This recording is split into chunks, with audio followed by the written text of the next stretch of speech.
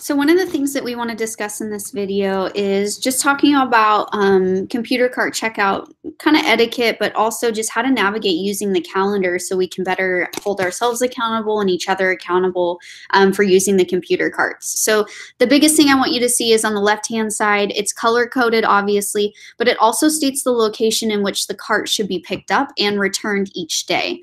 So for example, I can look right here and I see that Constance Boyd has cart 7 from HL1 checked out.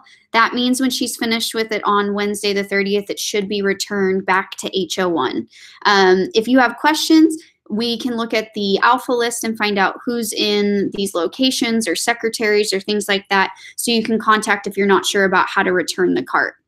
That said, one easy way to check if you can't find a cart, so let's say Imelda Duran, she has this cart 8 checked out from the Yale office for Tuesday, and she gets there in the morning and she can't find it.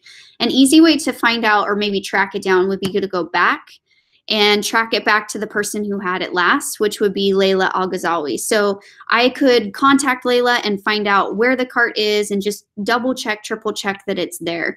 Another common tip that we provide people is if you know you're going to have a cart and you want to make sure it gets to you or it's in the right space, maybe check with the person who has it the day before you. So for example, if I use Constance again, if she knows she's checking it out on Wednesday, maybe she can reach out to Mike Salazar ahead of time and just make sure, maybe communicate, can I come pick it up after school? Or I just want to double check that you returned it, just so that we're keeping each other accountable and it's just an easy communication tool.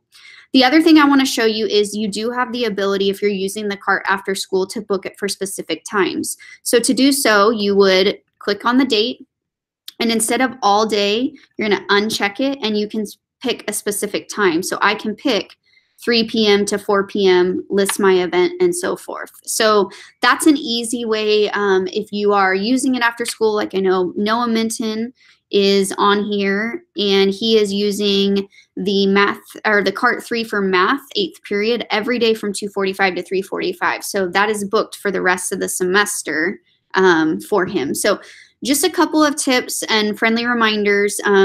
Come to the library webpage, book. We love that seeing it, it's so full, but we just want to make sure we take care of our carts. And the last thing we want to make sure you do is if there's any trouble with carts, always email Fred Avila or Megan DeRay, and we can put in a help desk ticket to get the cart computer taken care of.